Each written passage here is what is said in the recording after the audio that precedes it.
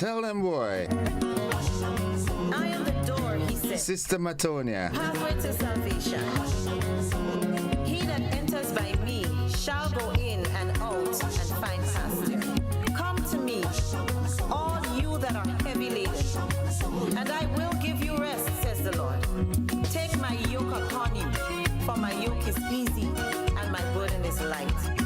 For Good morning, good morning. his son into the How do you do? No, but that the You know God love you, right? might be. Yeah, God loves you. For it is by love, love of humanity, that the Father sent his only Son, that the human experience can move from mortality. Good morning to the Fireys out there in Birch Grove. Hold fast to the treasure of life. Mr. Godric Pierre and family, good morning. It is the precious blood of Jesus Christ. Former Sergeant of Police, Leslie Scaly Phillip, good morning to you. Of the Lord shall You good? be. Nice. Born again. It's a good time to be born again, but the world getting tough and tougher. Yeah. It's not easy, you know. You think it's easy nowadays? It's really not easy. Life is more challenging as the days progress. You see how, you know, how people advantage people and let me not get there. Well, you know what? This morning it really dawned on me. I actually saw my grandmom's picture on the obituaries. Wow. Go, Miss Jo, go. Go with God. Yeah. Auntie Elsa, good morning. Trev, Sammy, Skeeter. I ain't gonna call Skeeter pet name that I have for her. Good morning. Tell Potty I say hi as well. The Joseph family, by extension the John family. Yep, it's that time. Everybody goes through that at some point in time, you know. It's just our turn, you know. Yeah. It was only last year we had to lay our dear uncle to rest, Cosmos Joseph, and now he has called his mom. He says, "Mom, this world is too dangerous. Come rest with me." And Auntie Bernadette went a couple of years back. Yep, that's the way the cookie crumbles, man. Sooner than later, we'll be able to say, "Death, where is your sting, eh?" She lived a full life. 97. Should be playing for the West Indies. I don't think they make that runs anymore. To all my cousins, Archie, Delia, Daisy, my brothers, yeah, Noel, Daniel, Curti, Nigel, and the extended family, good morning. Micah, Alista, good morning to you. Dawn and Ashlyn. It's one big family. Nigel, how you doing, bro? Good morning to you. All right, let me not dwell here too long because it can get, you know, a little tear jerky. Yeah, good. Let's get to the program and the word of the day today. Bingo! It is announced. It is the word embargo. Embargo.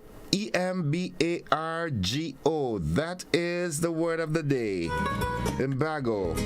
Now, embargo refers to a government order that limits trade in some way. In broader usage, embargo can function as a synonym of prohibition. Prohibition.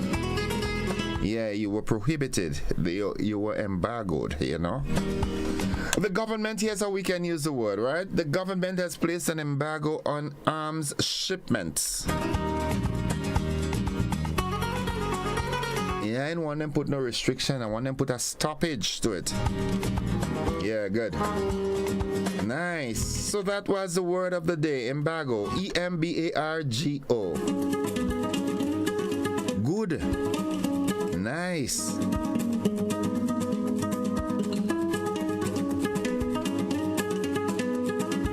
Whenever I get to this segment, I must say good morning to my dear friend Nadisha. And the extension, the entire folks out there in Cafe in St. Andrew, Cafe in Crowshoe and surrounding areas, Mama Can, as far along as Hope. Good morning. Mr. McQueen at the gas station, good morning to you. As a matter of fact, good morning to Mr. Brave Boy also at Brave Boy's service station. Good morning to you, your family, and your staff. The entire Crow Shoe posse. Yes, good morning, good morning. Miss Meryl McQueen, good morning. How you do? You alright? Keep a smile on your face, alright? Mr. Leon, just give her a little pinch, let she smile. Oh, my neighbors, good morning. The thought of the day today, it says here, difficulties in your life do not come to destroy you, but to help you realize your hidden potential and power. Let difficulties know that you too are difficult. I love this one. Yeah, I'm difficult to get down, you know. Yeah, you set all the traps, all the obstacles, all the bad mouths, all the voodoo, and I'm difficult. It's gonna be difficult to get me down and keeping me there. You might get me down a little, but I'll bounce right back up. That I can promise you. Yeah, difficulties in your life do not come to destroy you, but instead they come to help you realize your hidden potential and power. Let difficulties know that you too are difficult. I love this one. This one is off the hooks. Yeah, this one is really off the hooks, man. Yeah, you too. Show him that you too are difficult and you are going down just like that. Takes more than that to get you down, right? Yeah, man. That's the way it should be, you know. Tough times don't last. Tough people do. When the going gets tough, the tough should get going. Pastor Joseph Charles, good morning. How you doing, bro? Yeah, and the youth ministry of the Wester Hall New Testament Church of God just concluded the youth month. What a month it was. Awesome. Yeah, Pastor Laurie and family, good morning to you, the wife, the two beautiful children. Yeah, I love to see that, you know, that cohesion with them, the boy and the girl, man. You know, in teenage years, boys try to keep away from the girls and this kind of thing, even if they're related, but they're knocking shoulders. You know, I love to see that. Yeah. Good morning to the entire congregation. Dr. Kelvin George and family, good morning to you. Hey, Pastor Josh, Hector, the best psychologist and counselor on the island. Check him out, eh? Yeah, he's so humble. He's laced with humility. Good morning to you and your dear wife and family by extension. Nice. Pastor Blackett and family. Sister Blackett, good morning. How you do? You all right? Nice. Have a good day. Let's see what's buzzing this morning. This morning we've got to remind you that the auditions for the GBN Gospel Challenge, it's on the 23rd and the 24th. That's Saturday the 23rd and 24th, the Sunday of this month at GBN's television studio. That's right here on Observatory Road. It starts from 10 a.m. and runs through till 1 p.m. on both days. All right, now please note that in the final, original music must be done on Saturday the 4th. That's the date for the final. All right. Yeah, make music of Grenadian origin, Mogo. I like this. I love this branding. Yeah. Nice. Buzzing this morning, the government of Grenada and a group of U.S. investors that had been working through the True Blue development to build the Kewana Bay Resort, that's the near world-famous Grand Beach. Well, jointly they announced the resolution of a dispute that had been under arbitration since 2021 before the World Bank's International Center for Settlement of Investment Disputes. Prime Minister Deacon Mitchell, elected in 2022, he led the efforts to reach an amicable outcome to this impasse, which had halted construction of the five-star resort 2 years ago under a prior government, even though 92% of available units at Kewana Bay had been sold or committed for sale to international investors. As a result of the agreement, the Grenadian government will assume ownership of the Kewana Bay project and property and seek a new developer to complete the project, which had already reached an advanced state before the dispute arose. Importantly, in accordance with Grenadian law, owners and investors in Kimpton Kawana Bay will be entitled to seek compensation from the government of Grenada pursuant to Grenadian law for the compulsory acquisition of the property. The Prime Minister, the Honorable Deacon Mitchell, stated, "The government of Grenada desires a fair and equitable resolution with all owners and committed purchasers at Kimpton Kawana Bay, whose citizenship status in Grenada is unaffected by this negotiated agreement. In fact, the citizenship by investment program remains active and strong, and we anticipate its continued contributions to the Grenada economy and our people." The True Blue investors responded saying, "We commend the government of Prime Minister Deacon Mitchell for working with us to resolve the situation in an atmosphere of mutual respect and trust. We have always believed that the Kawana Bay project will make a tremendous contribution to Grenada's economy and are pleased that the resort will now move forward unburdened by a dispute that arose under a previous government."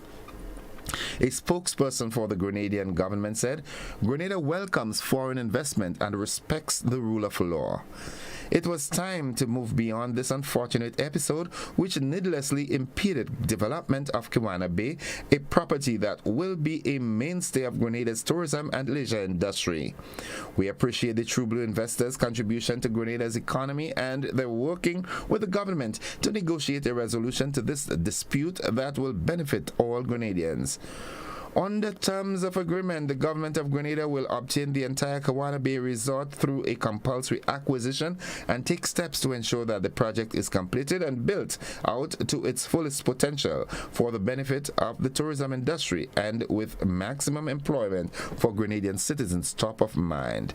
The True Blue development will no longer be involved, and the ICSID arbitration is discontinued." That is good news. Yeah, I really like that. Yeah, really do like that. Trust me. Sounds good. What else is buzzing this morning? Right, the Grenada Electricity Services is pleased to present a redesigned electricity bill that will take effect from September 1, 2023. Okay, I hope this is a bill that just has smaller figures on it. You understand? I don't want to see no decorations and things like that. And the redesigned bill should have smaller figures, not in size but in value, okay? The redesign of the electricity bill prepares Grenelec to facilitate proposed changes to the electricity tariff that will be implemented by the Public Utilities Regulatory Commission, the PURC, or PERC, and that comes on in October. Cassandra Slocum, Customer Services Manager, indicated that given the company's commitment to improving customers' experience, Grenelec took the opportunity to improve the design of the bill. Good morning, Cassandra. Oh, so that is your name. All the time I just saying Miss Slocum. Good morning, Cassandra. How are you this morning? Hope are you doing fine. I do hope that all is well, and I hope the redesign of the bill just means that the figures will be of a lesser value. And that's where we wrap up the buzz this morning. We've got to take that break and present to you the AM edition of News, Sports, and the Weather, and that will be followed by the conversation. Today is Friday, so we've got the education conversation with Mr. Matthias Williams and his team. All right, that will engulf the hour of the conversation. It's a very pertinent and relevant subject, and we look forward to that. Those of you on the television platform, we've got a rebroadcast of last evening's television news. Those of you who are stuck here with me in Classic, we've got the AM edition of News, Sports, and the Weather coming up. See you on the flip side of 7. Don't you go anywhere.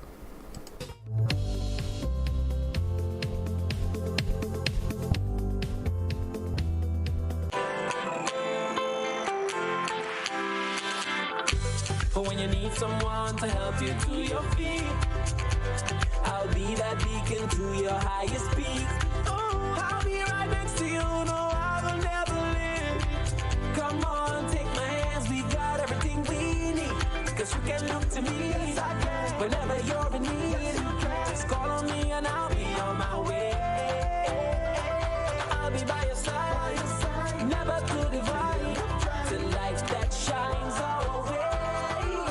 Wherever you're running, we'll be right there with you.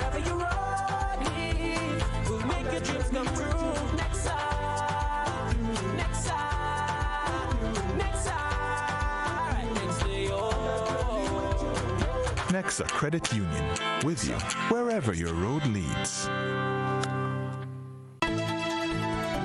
Thanks for joining us. Over 1,000 Grenadians have so far benefited from free dental care offered by Great Shape Inc., which has been conducting clinics in Grenada for almost 2 weeks. Rena Thomas reports.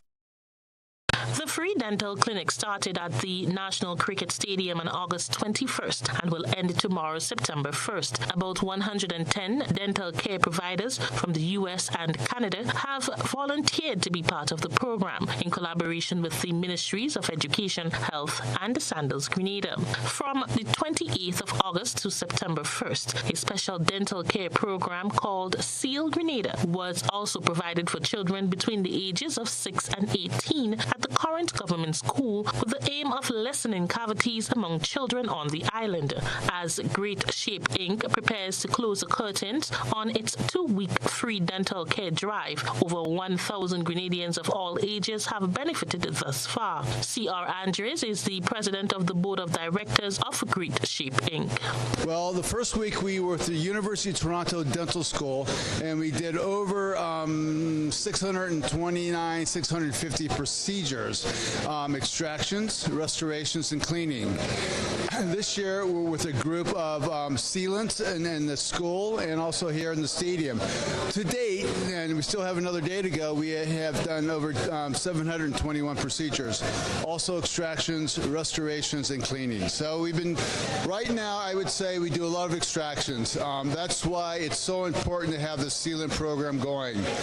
I wish I didn't have to work. I wish we can seal and educate so we don't have decay to take out teeth, especially in the young kids. That really hurt me to see that we have to take these teeth out prematurely.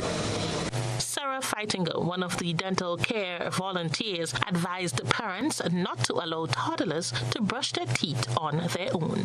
Small children aren't capable of brushing their own teeth, so the parents need to brush their teeth for them and educate them and teach until a child is 7 years old. They don't have dexterity to know the proper angles and to be persistent to get every single tooth clean.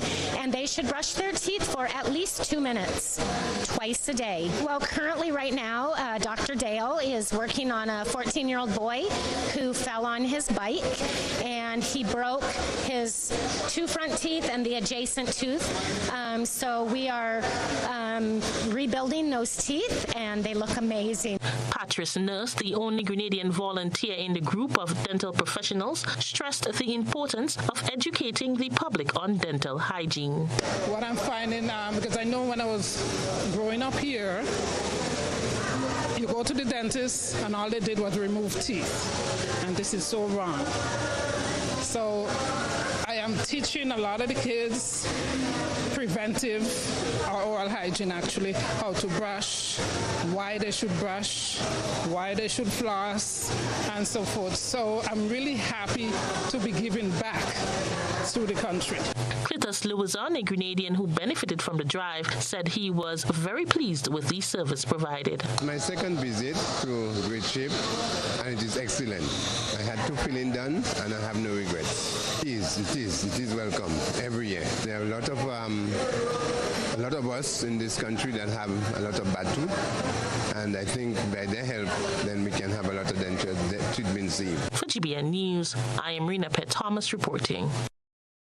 Now, SVG Air has announced the launch of an additional Twin Otter aircraft that will connect passengers traveling between Grenada, Carriacou, and St. Vincent and the Grenadines.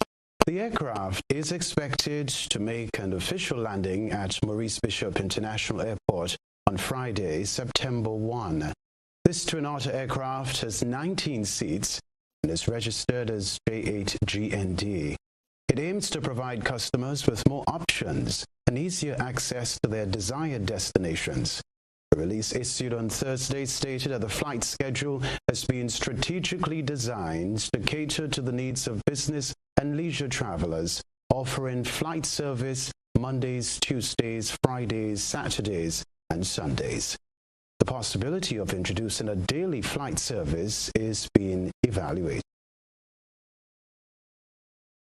Chairman of the CBI program, Richard Duncan, has weighed in on the recent decertification of some CBI projects. Beverly Telesford tells us more.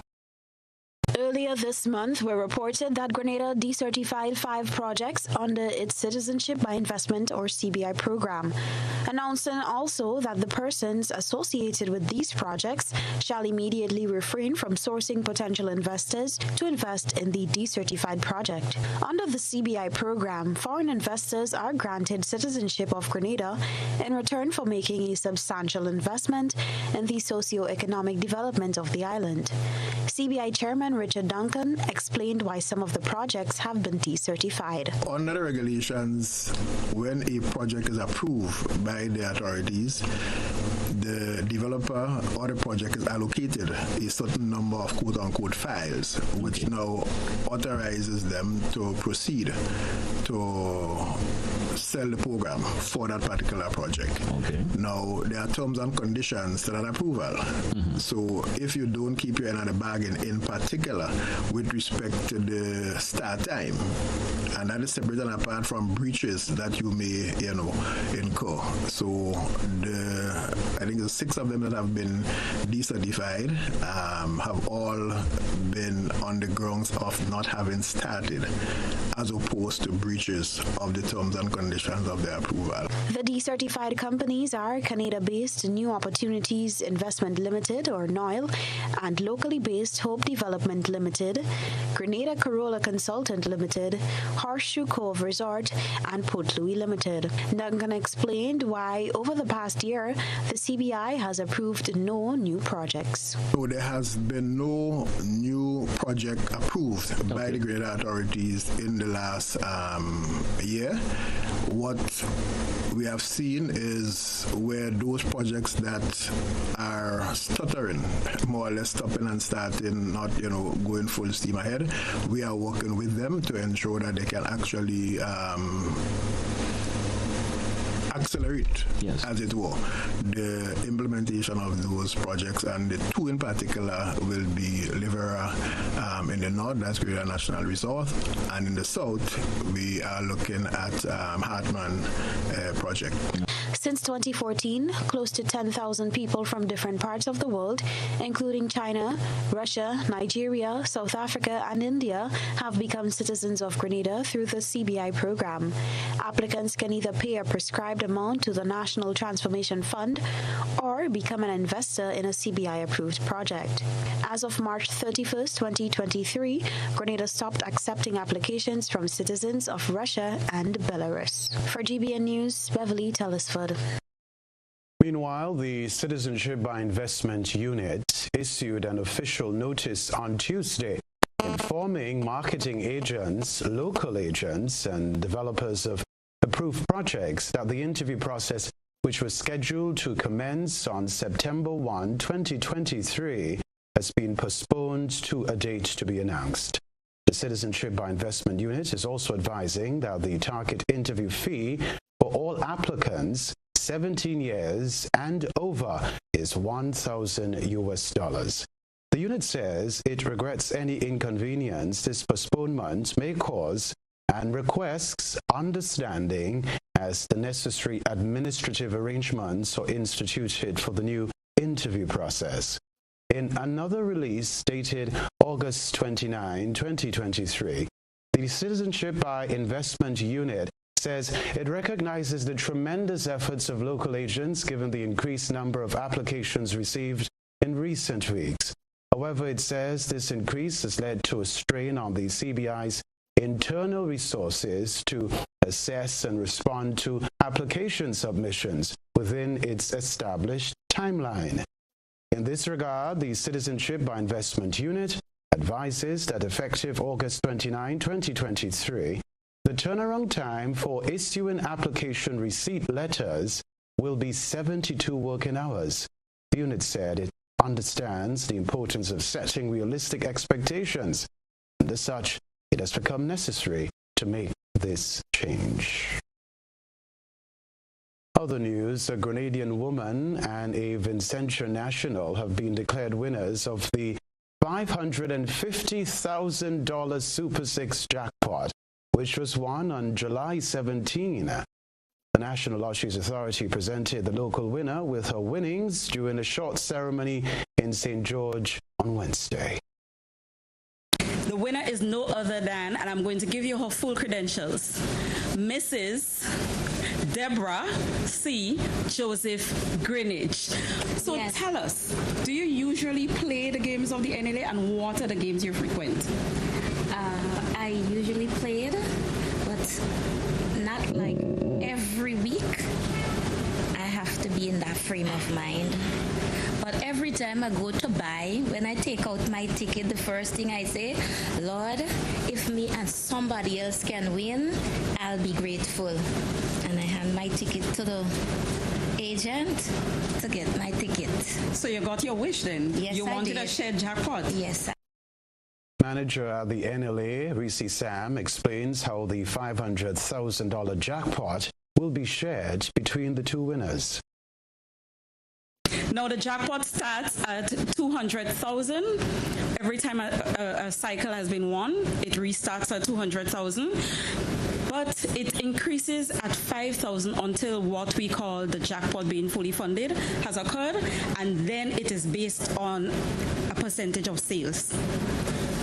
The jackpot that was played for was $550,000, but because we had two winners, our winner today had to settle for half of that amount, which was $275,000. But in addition to the new amended law about taxation on prizes that are over $10,000, she's going home with $235,250. Yes? So that makes a difference here. This year's winning purchase was made at the Springs Food Mart. The representative of the business was presented with a jackpot seller certificate. The Super 6 game was introduced to the public in December 2005, replacing the multi-jurisdictional game known as Win Lotto.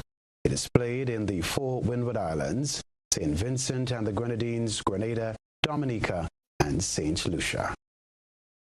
Now, whenever there's a winner, each island will contribute 35.53% of their sales towards the paying out of the jackpot.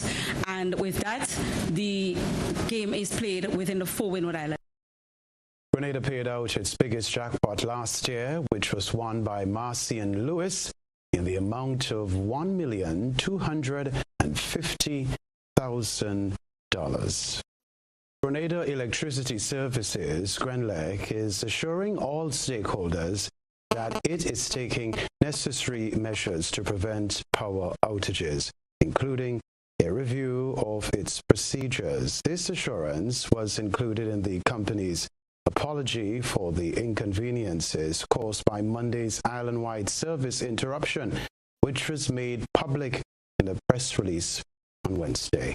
The power outage was attributed to the accidental operation of a switching device, which triggered a chain of events. The GRENLEC press release reads in part, the restoration process involved multiple checks on the generating units and the supporting auxiliary equipment to ensure that the plant was brought back to full capacity safely, hence the time it took to restore full service to our customers. GRENLEC further reaffirmed its unwavering commitment to provide reliable and uninterrupted service to all stakeholders. The Ministry of Agriculture, through a food security enhancement project, is creating an avenue for interested livestock farmers to further develop the sector. Christina John has this report. Registered livestock farmers in Grenada are being encouraged to capitalize on a U.S. $10 million food security enhancement project funded by the World Bank. The Grenada Food Security Enhancement Project is being implemented through the Ministry of Agriculture and Lands, Fisheries and Cooperatives. This project includes several strategic components, each designed to strengthen and upgrade Grenada's agriculture sector. A crucial aspect of this project focuses on the livestock sector, with the intent to enhance the quality and productivity of livestock breeds on the island through the implementation of a hybrid breeding program. Category of livestock that we are going to focus in on is pigs, sheep, and goats. The intention under the project is to import hybrid quality material and to implement breeding programs. The intention is to establish 3 centers, breeding centers. One at Laura for the small ruminants, one at Maribor Farm School for the pigs, and in Karakou, we're going to do both small ruminants and pigs also. That was Permanent Secretary in the Ministry of Agriculture, Iran Francois. These breeding centers will be the cornerstone of the island's enhanced livestock sector. As part of this initiative, the Ministry of Agriculture plans to engage an accomplished animal breeder to manage and execute the breeding program. We are going to multiply those animals. To bring in those hybrids, we're going to multiply those animals and we're going to sell the offsprings to farmers, quality animals to farmers. And so we are in the process now of selecting. Additionally, I must say, there are farmers we are going to select as beneficiaries, direct beneficiaries. So apart from those centers and them that we are establishing, we are going to select some special farmers as beneficiaries. Selected farmers will enter into a memorandum of understanding which will outline their responsibilities and commitments. One component of the MOU speaks to community engagement, where beneficiaries are expected to make breeding animals available to their communities, thereby collectively contributing to the overall enhancement of the island's livestock. Farmers must meet certain criteria before they are entrusted with the animals.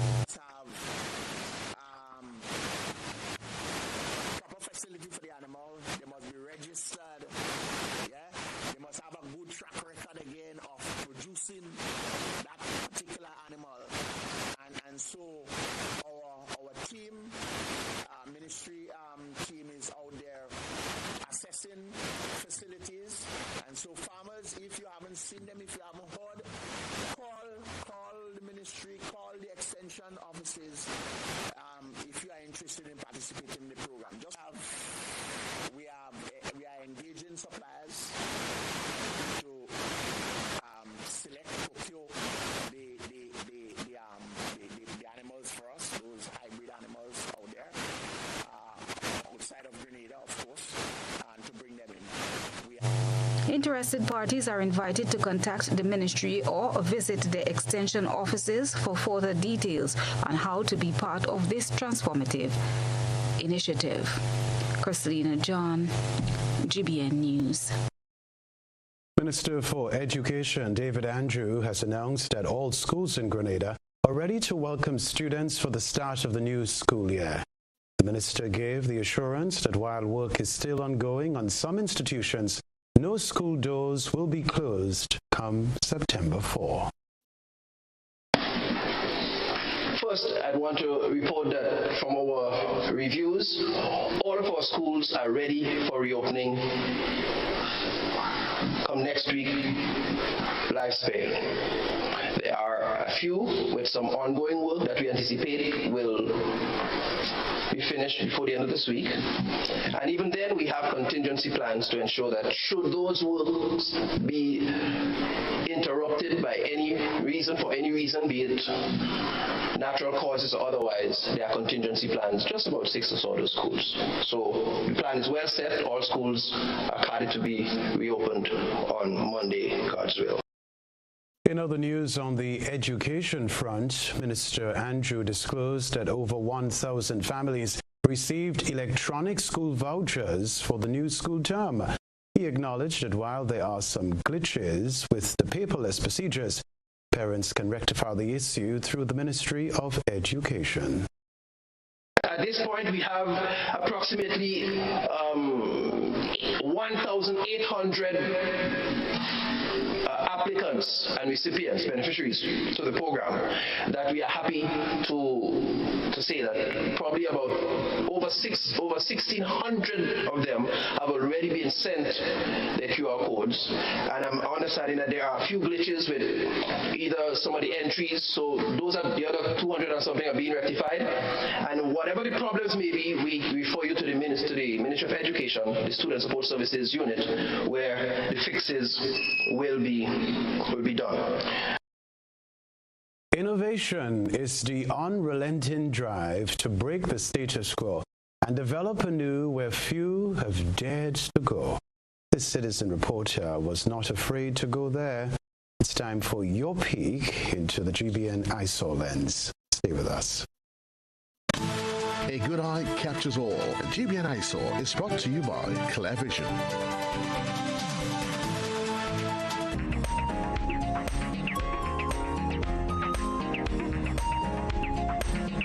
In tonight's eyesore, our citizen journalist is being innovative with a hearty avocado bowl. As opposed to the usual avocado slices or salad, this person added some of their favorite foods to half of an avocado, calling it an easy and fun meal with no dishes to clean up. In this bowl, there is stewed fish with okra, bell peppers, and cucumber, an innovative and unique meal that looks quite delicious. We thank our citizen journalist for that submission. Our eyesore line is open for your submissions via WhatsApp at 405-3052 or our other social media platforms. Get ready for the ultimate football showdown as Grenada takes on Suriname in the much-anticipated CONCACAF Nations League. Join the excitement on Friday, September 8th at the Karani James Athletics Stadium. Secure your pavilion seats at just $30 or secondary stands for $20. School students, grab your seats in the secondary stand for $10. And remember, kids under 12 are absolutely free. Tickets available from Chucky's Bar, Grenadian Optical, Heather's Boutique, Shi's Bar, Victoria, Kelly's Hotspot, Guav, Calico Shopping Center, Sutez, and GoToVet.com. Come see Grenada battle. Be there to witness history. Friday, September 8th at 7 p.m. Kirani James Athletics Stadium. Be part of the action. Be part of the pride.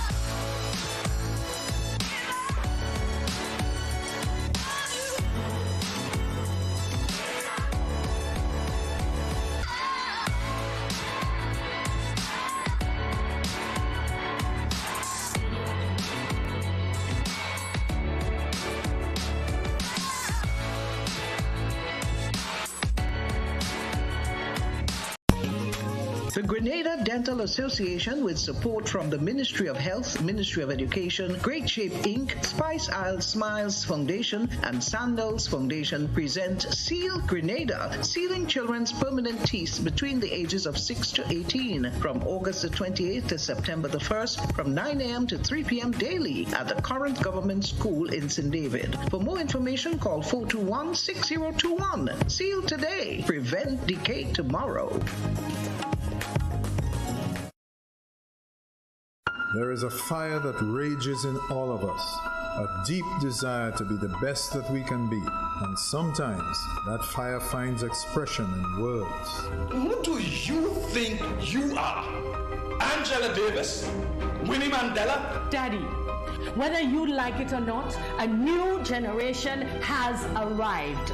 We are here and we have come with a vision. You sure it's not television all you come with? The Fire to Dance, a new exciting full-length drama, written and directed by Chris DeRiggs and presented by Heritage Theatre. Opening Saturday 16th September at Grenada Trade Center and running for 2 weekends, 7 p.m. nightly with a star-studded cast. Come with me, Sophie. We have worlds to conquer. Come out and feel the fire in the Fire to Dance, starting September 16th. Don't miss it. This ad is sponsored by the National Lotteries Authority, supporting sports, culture, and nation building. And so it begins. A journey like none other. Every moment has the potential to be unforgettable. Bring home a piece of the tropical green forest with every emerald. Capture the sparkling light of flawless water in a diamond. Make the sunrise and sunsets last forever. With precious colored gemstones, the essence of happiness is in our most precious memories. So, when it all comes to an end, bring home something that will last forever. Colombian Emeralds International. Bring home more than a memory. Hi, good day. My name is Kyle Sylvester. I am the manager and founder of Case Farming Enterprise. We're an agro-processing business that are involved in the processing of agricultural goods, where we do bottle seasoning packs, lettuce, kale, and broccoli. Sometimes we as human beings get sick or injured on the job. NS provides a safety net for us. I am here to encourage other entrepreneurs and self-employed persons to sign up under the NIS Self-Employment Program. The Grenada Dental Association, with support from the Ministry of Health, Ministry of Education, Great Shape Inc., Spice Isle Smiles Foundation, and Sandals Foundation present Seal Grenada, sealing children's permanent teeth between the ages of 6 to 18, from August the 28th to September the 1st, from 9 a.m. to 3 p.m. daily at the current government school in St. David. For more information, call 421-6021. Seal today. Prevent decay tomorrow.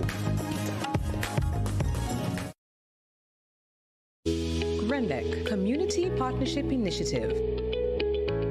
Leicester is the main fishing village in Carriacou, and we have lost a big part of the reef system around Carriacou over the years. The Grenada funding will target relocating by rock structures, and a lot of the reefs that we have lost we can replace. So I think we're really grateful and thankful to Grenada for coming through with that funding for us. Grenada, energizing our community.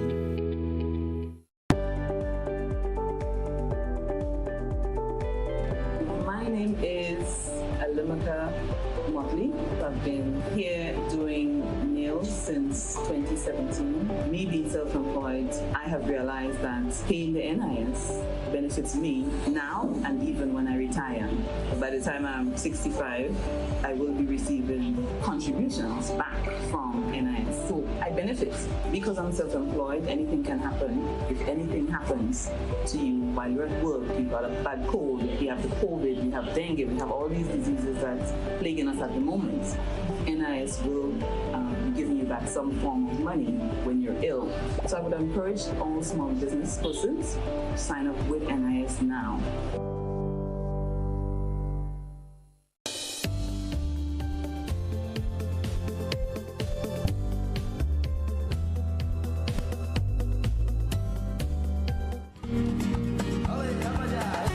All right, good morning. It's 16 minutes after 7 o'clock, and welcome to the education conversation this morning. As I told you, it will be a Friday morning engagement for, well, this Friday and then 2 others in the interim. Most likely we will be extending it, maybe in a different format, maybe fully televise it for an hour, make it interactive, but it's a work in progress. And this morning I am joined by, of course, the main man behind the program, Mr. Matthias Williams, and we are joined by Mr. Dwight McGuire. Yeah, good morning, sirs. Morning to the listeners. All right, good. You all sung very harmonious and melodious. You all should, get involved in singing too. All right. Okay. Well, last week, Matthias, we had a wonderful opener. Yeah, we got quite a lot of good comments and remarks and reports on it. A lot of folks thought it was a program that is very timely and it should be ongoing. Hence the reason why I prolonged the introduction, in that we might have to take it to another level. Okay. And people within the education fraternity, thought it was an excellent initiative, and we look forward for it expanding and continuing in a way that can be sustained. Last week we looked at what is education, the types of education, whose role is it to educate the child, and we had Miss Carla Noel, a very good deliberator on that, teacher at the St. Andrew IRC School, and also of course Mr. Matthias. This week we are joined, like I said, by Mr. Brent McGuire. He is a teacher at the Hermitage Government School, and of course the founder of the program, Mr. Matthias Williams. This week we'll be looking primarily at what is intelligence, how is it measured, does our education system cater for all types of intelligence, and looking at the concept of development. But before we do that, Matthias is going to do a sort of regrouping from last week, a reforecasting from last week. So, Yeah. Good morning again, listeners. And as you say, I think it's a nice time to have the discussion because school season about to start. Yep. Yeah. So last week we discussed education. What is education? And we shared a few definitions. We shared about 4 or so definitions. I'll quickly run through a couple of them. But one thing I want to point out is that if you know definitions that were shared, none of them, and these are not my definitions, and if you go to study education, you will find these definitions. These are the pillars. Right. Yeah. So these are not my definitions. But if you notice carefully that of all the definitions shared, it did not say that education was competing to get the highest grade position in your class. It didn't say education was trying to get the highest ranking when you're in primary school. It did not say education was testing. It did not say education was trying to get the highest number of subjects to showcase yourself and to showcase your school and to showcase the percentage of passes in your school. None of that was mentioned in any of the definitions. Because it's not.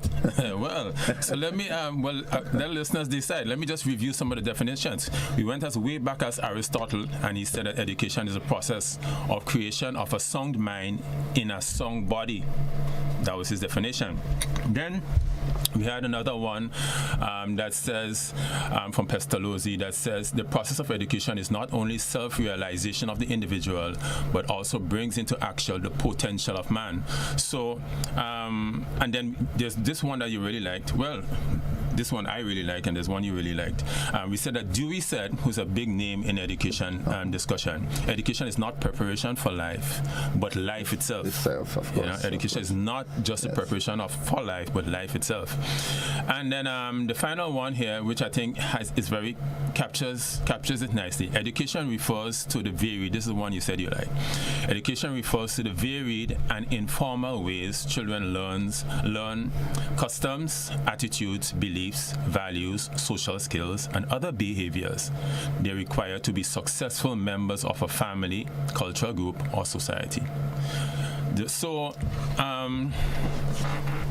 and then we also went on to say that education, which is important to remember, can be formal, which is what we tend to think of education as. Formal is in a classroom, but it can also be non-formal and organized activity outside of the formal school setting. So your church, non-profit organizations, workplaces can organize educational exercises. So it can be non-formal, and then it can also be informal, which is my favorite. Lifelong learning. on street learning. Yeah. Well, anywhere in the pasture, in the street, in the sea, wherever. Once you're sitting and you're learning from life, and having a conversation with anybody, just watching the guys in Grenada set up the utility poles, coming to GBN and spend a day checking out the scene, looking at how the whole production thing is done. So education is also this lifelong process that could go till your final day of living, So I really hope that, especially parents, are kind of capturing the concept of education, where it's developing all of the person, because we're not just academic or intellectual beings. It says, this definition in Dewey says it would foster the physical, emotional, and the spiritual talents of everyone, as well as the intellectual abilities. The physical, your body and so on, your emotional being, and then your spiritual aspect, and also the intellectual. So the education is supposed to be a holistic thing. It's just the academics. It's not just passing tests. It's not just coming first. It's not just being good at subjects that we do in the classroom, the traditional subjects that we do. Education is developing the whole person, because the way I see it is that we're not just physical beings. They're all aspects of us, and if you're going to educate man, then you have to educate all aspects. All aspects. Holistic kind of approach. And then we kind of looked at the objectives, the local objectives, as outlined in our Education Act. Look at the Education Act and everything. So I'm not going to go into that. All I'm going to do, we're going to use that for homework. We're going to give people that for homework. If you're interested in education as a parent, if you're interested in education as an educator, or just interested in education, go look at the objectives that guide us related to education. We have general objectives as outlined under the stewardship of the minister, because he's the one in charge of education, policy and everything. And the thing is, I really like the name that we have, the Ministry of Education. You notice it's not the Ministry of School or Ministry of Schooling. It's education. The Ministry of Education. And so go look at the objectives, because the objectives are there really, and they cover all people, the people of Grenada. It's not really just a trillion when you look at it. So I personally think they're well written. But you go look at it and see what you think. I think the objectives are well written.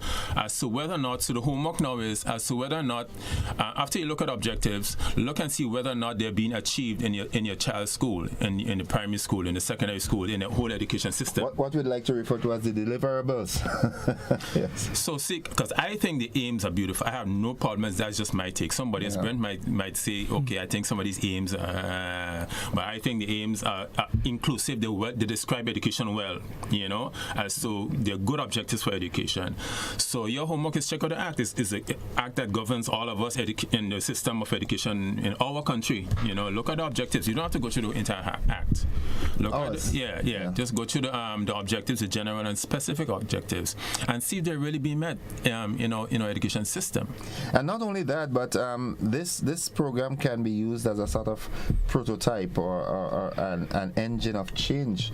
Maybe from this program, certain recommendations and suggestions can be coming forth from our audience. I know the people in authority, they always listen to this program, so they might just wisdom comes from the suckling, isn't it? But from my perspective again, I would say that, remember, I would say the main manager of the education process is that parent, because you bring your children into the world, and it's you now to manage that education process. That's your project. Your project.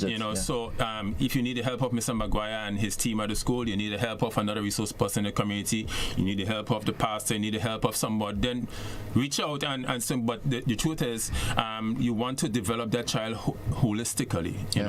That person in your care, you want to give them because we defining education now as not just academics, but holistic development. So you reach out now and keep as a manager of that project. It's your responsibility. I really don't think that one should sit back and wait for the government to educate your child, or your teacher in the school to educate your child, or I think once it is your child, then you should take on that project to make sure that they get a complete education. By any means necessary. By any means necessary. Any means necessary. So this morning we want to delve into a different aspect of the program. What is intelligence? And Mr. McGuire is going to deliberate on that. Mr. McGuire, am I an intelligent person or not? All right. So, first off, good morning again, and good morning to all the listeners. Let's defer that question to later on. Okay. And after presenting information here, I'm going to give you the opportunity to, let's say, reflect and answer your own question. I might just be biased.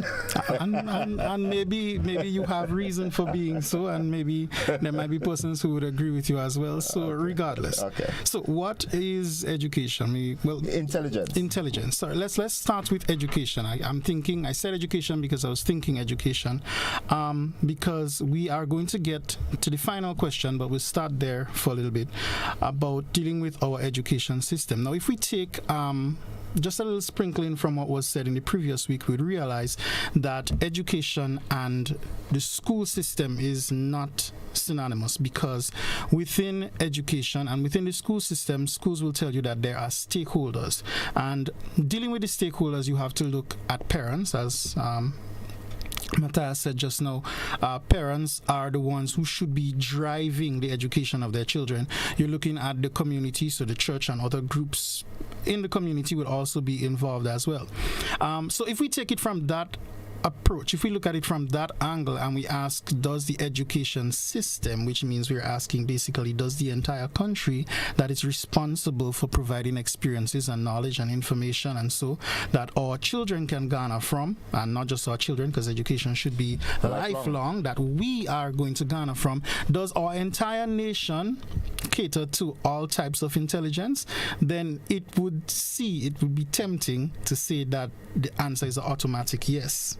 Okay. Right? Because we're looking at all aspects of society giving into that experience, right? But we'll get back to that. First off, what is intelligence? I'd like to say, first of all, that despite intelligence having always been around, intelligence is a fairly new topic in academics. Research shows that intelligence has only been studied as recent as the 1800s, right? Okay. So we have studied articles of intelligence, we've studied the content of intelligence, but not intelligence. But intelligence itself has not been studied for that long. Because of that, we have differences, because we've had roughly, let's say, 200 years of study. We've had some differences in terms of what people think about it, or how in-depth persons would define it. I like to go for simplicity because that makes it easier for everybody to be able to participate in the discussion and understand. So on its simplest, we can define intelligence, and again, this is not my definition. If you Google it or so, this is probably something that you would find, or very similar in terms of its wording, that education is the ability of a person. Intelligence. Keep going back to education. Sorry. Intelligence. You're an educated guy. Intelligence, thank you, is the ability of an individual to acquire and to use knowledge and skills. Now, if we go further and use other definitions, like we have definitions in psychology or so, you would find that aspects of it would be included, like problem solving, critical thinking. But basically, regardless of how you look at it, what it is the ability of an individual to acquire and use knowledge and skills. Basic.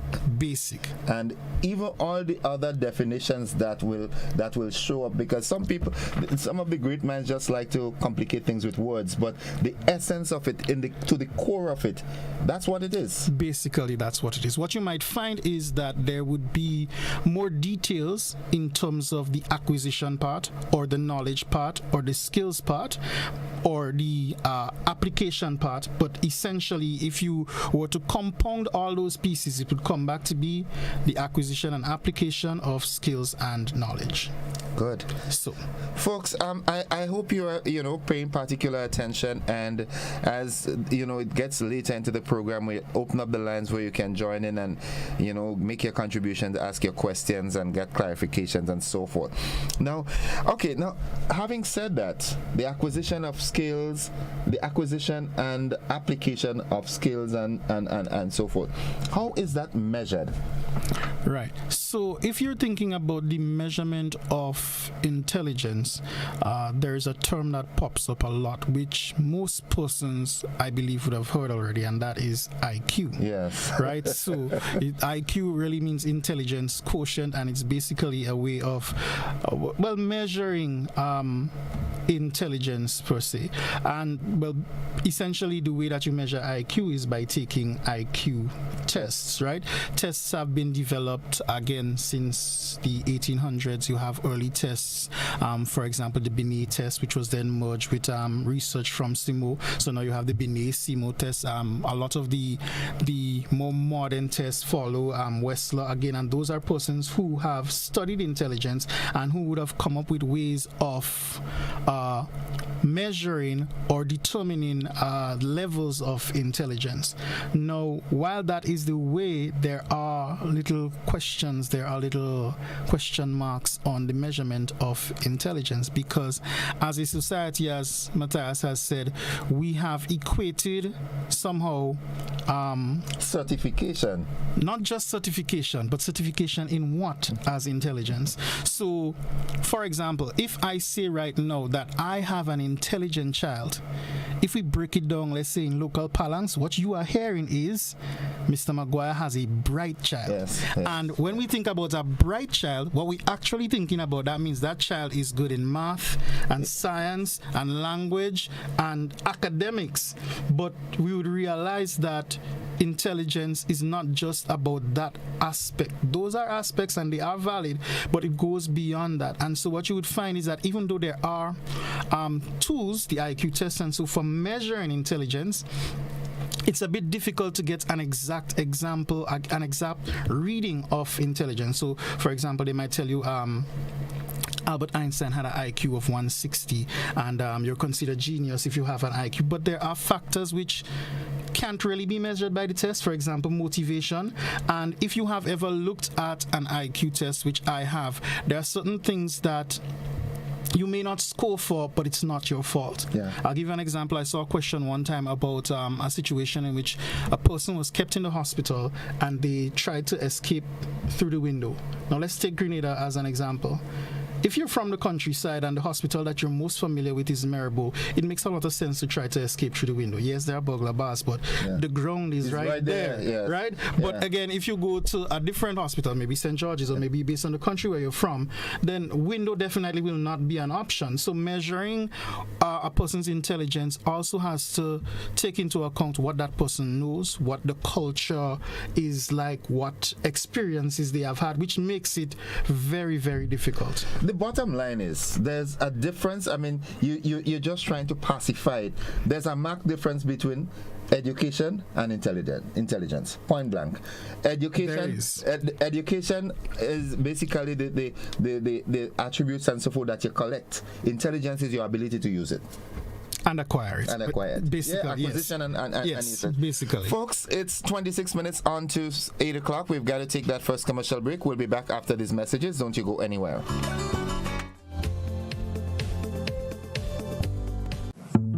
You came and found it clean. You frolicked in it. You thrived on it. And no matter what flag or latitude, our economies depend on it. Yet look at you, out the window. Mindlessly tossed, carelessly dumped, anywhere. Think it just evaporates because you don't see it? Rivers. Gutters. Dump sites. Our blue waters unite us. Each singular act multiplies the pollution that plagues us, that threatens the green and blue that sustains us. But we can alter this cause. If we put waste to work, not dumpable, bankable. Reuse it, repurpose it, recycle it, create jobs, build industries. It takes just you and me to translate green actions into blue oceans. If given a chance, your plastic would choose to be put to more beneficial use. Choose recycling. Attention all students, parents, and tech-savvy scholars. Make this back-to-school season unforgettable with the Computer Store Grenada's unbeatable back-to-school promotion bundle. Get ready for the HP Victus gaming laptop, powered by the lightning-fast Intel Core i5 processor. Crush your assignments and projects like a pro with 8 gigabytes of memory and experience immersive gaming with the NVIDIA GeForce GTX 1650 graphics. The sleek laptop also comes with a lightning-quick 512 gigabyte SSD drive, ensuring you never miss a beat during your digital adventures. But that's not all. Introducing the ultimate companion for all your printing needs, the HP InkTank printer. Enjoy hassle-free printing with HP InkTank technology, allowing you to print thousands of pages before even thinking about a refill. I want to control your anger. There's a way to feel better. That's one thing to remember. No matter where you are, you can be a star. Stop and take a deep breath and relax yourself. Take another deep breath and relax it, and relax it. Eliminate violence. The biggest party in sport is back. CPL and WCPL return with more action than ever before. Are you kidding me? Watch the biggest names in cricket battle it out in the race for glory. Get your tickets now at cplt20.com or at the box office. Join the party. Experience cricket played louder. Grenada's broadcast of Republic Bank CPL 2023 is made possible by Republic Bank. We're the one for you. The National Lotteries Authority, Grenlec, and Hard On Plus. Cricket fans, here's your opportunity to win 2 tickets to the Republic Bank CPL Final in Guyana, inclusive of airfare and hotel accommodation in the TV6 Republic Bank CPL Trivia Contest. There are also weekly prizes of tickets to the Republic Bank CPL matches and branded merchandise from TV6 and the Caribbean Premier League. To enter, simply download the TV6 app from the Google or Apple Store. Click on the TV6 RBL CPL Contest tab, answer the weekly trivia question, and submit your electronic entry form. It's that easy. So what are you waiting for? Download the TV6 app to be a winner.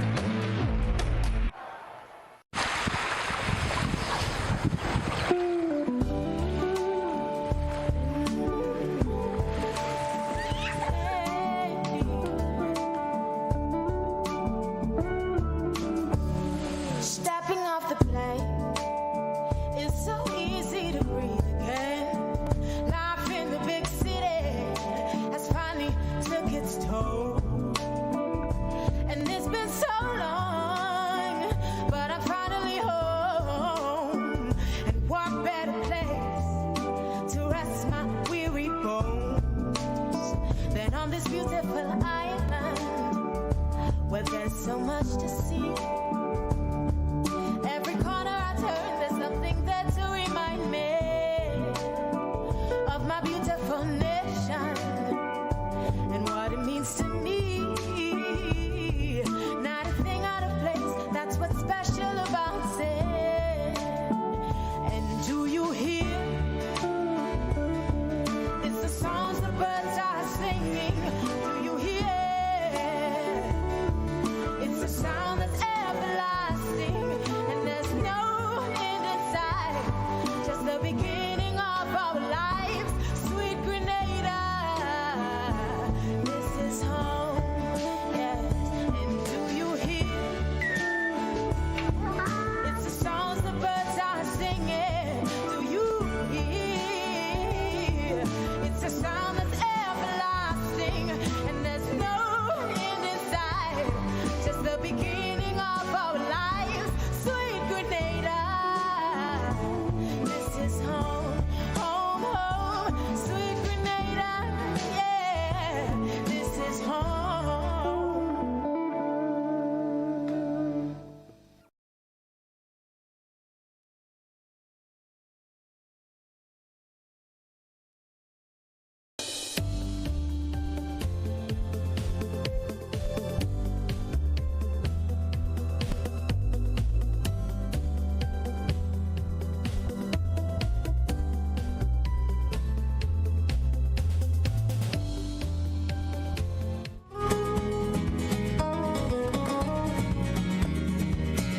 Welcome back, viewers and listeners. The education conversation this morning with Mr. Matthias Williams and Mr.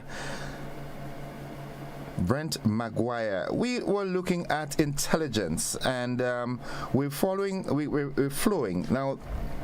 The different types of intelligence. Are there different types of intelligence? And if so, does our education system cater for the different types of intelligence? Gentlemen. Right. So if we just break it down in terms of reasoning, if intelligence is about acquisition of skills and knowledge, then we would realize that there are different types of skills and, well, we can say different types of knowledge, right? And if there are different types, then there would also have to be different types of intelligence because the acquisition would be different, right? So there are, in fact, different types of intelligence, and we can take it in based on different theorists have broken it up into different packages. But basically, it's the same thing. What might vary is whether you're taking it bulk, wholesale, or whether you're breaking it down into smaller pieces for retail. So I'll give you an example of both. Right? We have something called the triarchic model, which says that basically there are three types of intelligence. You have practical intelligence, creative intelligence, and analytical intelligence. If you do a little reading, or maybe if you listen to certain vlogs or things on social media, something that is growing today talks about what is called emotional or social intelligence. Right? So that means we kind of have a feel that there are different types of intelligence already. Where I would like to make the distinction, and that is somebody whose work has been used in education for a long time, is one of the theorists who goes by the name of Gardner. And Gardner proposes that there are eight types of intelligence. In fact, his theory is called multiple intelligences. So I'll list them out for you. According to Gardner, there are 8. So you have visual and spatial intelligence, you have verbal or linguistic intelligence, and I hope we've seen the difference already. Visual is to do with what you can see, spatial, right, yeah, and so on. Mm-hmm. Linguistics, of course, has to do with language, being able to speak, and so you have music and rhythmic intelligence, and we all know somebody who's talented at an instrument and so, right? You have logical intelligence, which is also tied to mathematics. You also have interpersonal intelligence, and that is to do with relationships and social situations and so. Then you have intrapersonal, which has to do with a person's ability to reflect and self-awareness and so on, and that's also a type of intelligence. Then you have naturalistic, in which persons are very in tune with nature. They see things, they are able to explain things related to nature, and they enjoy that sort of stuff as well. And then you have kinetic or kinesthetic, which has to do with the movements of the body. So we're talking about our athletes, sports, etc. Based on Gardner's work, these are the 8 categories of intelligence. So now I would have to ask the question. I'm going to borrow part of Mr. Matthias's information this morning with a definition that he said that we enjoyed from previously, right? And that is that it is the process of, I would say, tuning a sound body and mind. Yeah. So let's ask the question now. Does our education system cater to tuning the sound body and mind for the persons who are visual, verbal, musical, logical, interpersonal, intrapersonal, naturalistic, or kinesthetic? We all in the system now, man. Tell me. No, but again, so you can't duck out of it, because we said at the beginning that the education system is not the same as the school system, which means we are all involved. It's a life engagement. But on a serious note, Matthias, does our education system, reverting to the Education Act and all the parameters that are involved, does our education system really and truly incorporates all the facets of intelligence? I would say no. I would say no, that it doesn't. I just want to bounce a little more off of what Brent is saying and kind of highlight some aspects. Now, traditionally, as you realize, he says intelligence had been studied for a relatively short time, just at the beginning of the 19th century. Just about 200 years. Yeah, right? So, traditionally, a lot of intelligence was measured using that IQ. The IQ's average is about 100.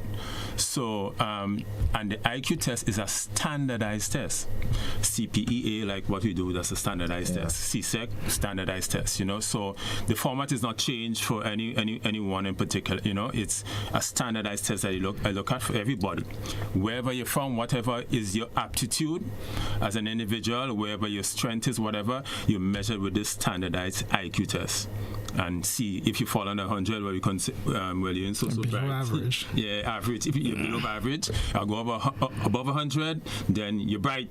That kind of thing. He's a real bright man. Now, it's only around 1983 that Gardner, that Brent alluded to, came up with this new theory of multiple intelligences. That is one of the most popular, as he mentioned. Again, in education, if you go into education, you would bounce up Gardner and his multiple intelligences. Actually, there's one Brendan didn't mention, that because the list started out as 6 and is now extended up, and there's one he didn't mention about called existential intelligence. So the thing is the point that we're raising here is that you would find persons who have this musical intelligence. Just things relative to music and rhythm, they just have an aptitude for that. But they may not do so well with the logical and mathematical intelligence. Now, there are persons who might have very strong in terms of verbal intelligence, right? Verbal and linguistic intelligence, but give them math. Yeah, they can't make it. That's a nightmare. Well, I fall in that category too. I used to just get marks from a name in a math test. And then you have persons now with that spatial visual things who they might be a good architect, might be a good engineer, because that spatial visual, they have that strength, and that aptitude. And then the bodily kinesthetic, persons who have just, more than likely they might be good as a physical education instructor, a coach, an athlete, a football player, because they have really good use of the body and that kind of thing. So, and it's also possible for a person to be strong in about 2 or 3 areas, or maybe more. Or more, But the thing is, the point that Gardner was trying to share, and it has become very popular in education now, is that hey, we're not all the same. You can't just measure us by the same standard. By this as a IQ. matter of fact, As a matter of fact, some persons have problems with doing a test. Just the fact just to sit down and do a standardized test is problem. Because of the intelligence. But you give them something now physical, spatial, bodily, or whatever. All right, they blow it through the other park. So now you have to consider now that an individual, let's say we're talking students now, you have to now study a person's aptitude. And in the classroom, teaching is a lot of hard work, So Mr. McGuire now in the classroom, in the primary classroom in Hermitage, has to figure out now, out of these 20 students now, well, how each one would learn best, which one, what is the aptitude, and has to find a way, that one lesson that he's going to deliver, how he could address this person, because that person really seen this logical kind of thing, this mathematical kind of brain. And not only that too, the style of learning. How do you incorporate the different styles of learning to meet that student? To meet that student. So it's but then again, the parents are the managers of the children. Again, no, the parent now has to come to terms with the fact that a standardized test that you're using for everyone in the classroom may not work to understand the true potential of your project, your child. So you might have to bring in added help. And figure out, well, what is his aptitude? Because now we sell Gardner is selling, as of 1983, into the education fraternity, that there are multiple intelligences. You cannot just measure intelligence by a standard test anymore. A point that I made, I keep making that when I listen to some, interacting with parents and students, current students, and how many subjects are you doing? I'm doing 12. What do you want to become in life? What's your career path? I ain't know yet. I say, so why are you doing 12 subjects? So what's about the incorporation of career guidance counselors at an early age in the school, so that you can identify, professionally trained to identify children at an early age and save them a whole lot of stress and hardships by knowing, okay, that is where I think the test should come in, to test your child early enough to see where they're pointed, and then just point them to fruition. And interestingly enough, there are tests for the multiple intelligences too, but it's far different from the IQ test. Yep. It will be asking you things like, do you like to read? Do you like books? Yeah. Which read? So you cannot get a sense now as to, what's the attitude, aptitude, and where they're gauged. Yeah. And that is important. Callers, we open the lines now that you can make your contribution. And wow, that person had the finger on the go button. Let's take in this call. Good morning, caller. Morning, Innocent, and morning to your listeners. Good morning. Before one of your speakers mentioned South Gardner, I was saying that his 8th form of intelligence, I was going to call and speak about it. Because I introduced that to some people in the Caribbean, including a teacher who became a principal in St. Lucia years ago. But Gardner has since come up with 5 minds. He talks about 5 minds for the future, for going forward. One of the problems is, as Sir Ken Robinson have said, and some of your speakers might know about Sir Ken Robinson, he said that the problem with our modern education is that we are educating or preparing people for a system that does not work or does not exist anymore. Education for the longest while was for preparing people for the industrial era. The industrial era is has been over for a long time. But I want to take you to Africa. The 2 African proverbs I learned way back in 1978. And they are, he who asks questions cannot avoid the answers. And not to know is bad. But not to want to know is worse. Now, we have encouraged people to focus on the correct answers and not to try to evolve the right questions. So you see it even in the media, even on GBN, the kind of questions that are asked. Maybe Lou Smith was one of the few people who tried to do that. So we don't really bring out the best in people. In fact, again, education, as I understood it earlier, was to bring out the best, to bring out what's in people, to bring out those things, those hidden stuff. But we are focusing on banking education, putting things in people's head. And so if you listen to Sadhguru would say, and he always amazes people when he speaks, he said that from since he was a little child, he always tried not to be educated. And they said, but why you are educated, man? He said the thing about it, most people who are trying to educate you or think they're educated, they have failed in every sense of the way. But they're trying to put this thing in you rather than help to cultivate an awareness or inquisitiveness, curiosity in you. They're trying to dumb you down. I could go on. I'm always excited when we have these kind of conversations. So I wouldn't deny other people opportunities. Thank you, caller. Thank you very much. Yeah. So let me respond to that. Well, to a part of that by saying this, right? In terms of what we have as intelligence, until we get to the point of, as you were suggesting, testing for aptitude earlier and pointing, then it will be very pointing people where they should be going based on what they are best suited for.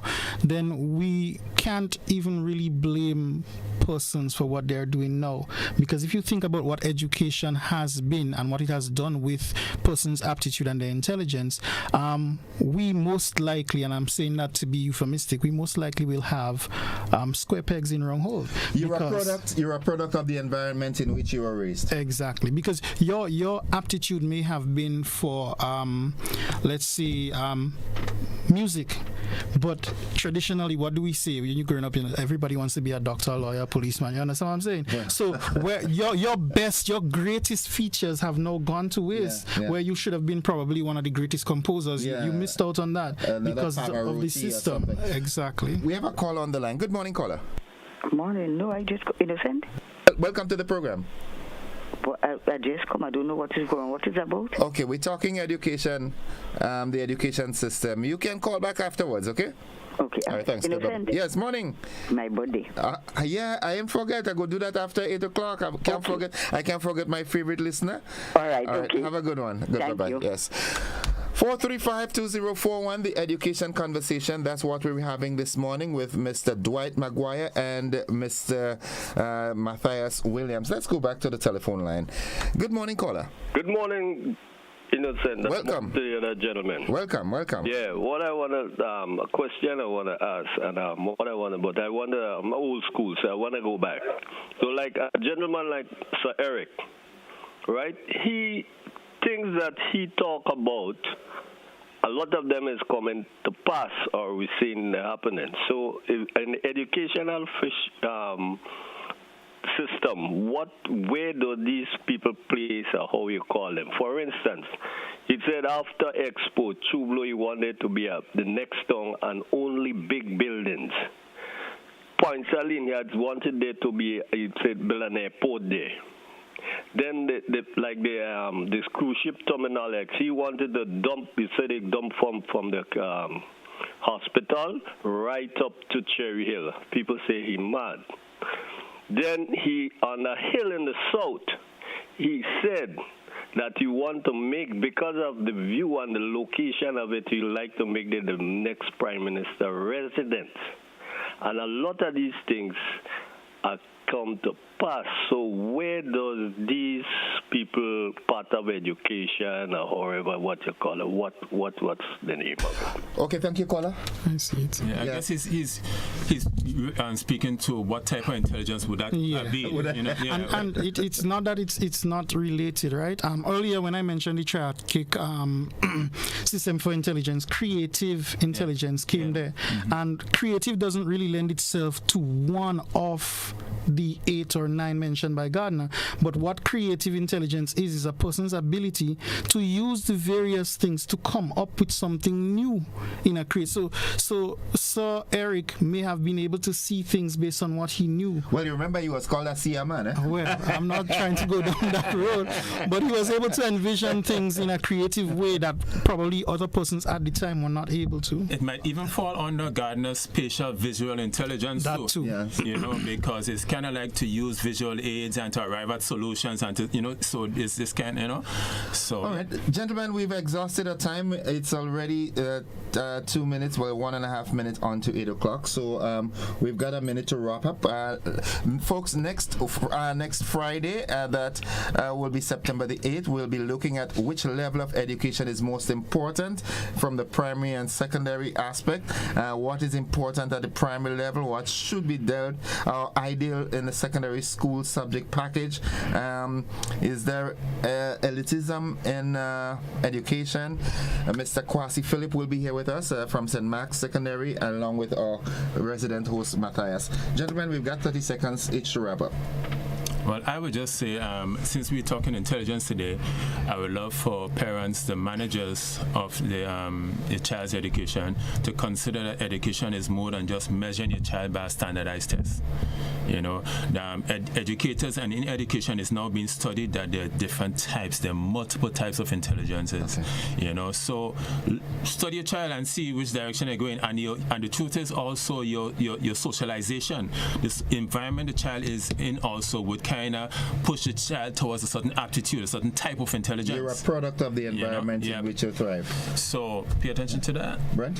Yes, I would add to that and say, after having paid attention to that, utilize that. You have it's a project, as Matthias has said. So now, as a parent, you have a responsibility to drive that. Allow the child to grow in the area that they are best suited for. Yes, we know that as a parent, you have dreams, you want this and you want that.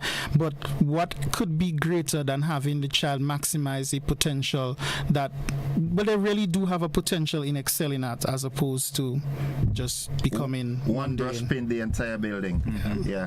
All right, folks, that's the education conversation for today, and I was joined there by Mr. Brent McGuire, teacher at the Hermitage Government School, and Mr. Matthias Williams. Should the good Lord spare our lives, we'll have another program next Friday. Until then, have a safe Friday. Thank you for being a part of the program.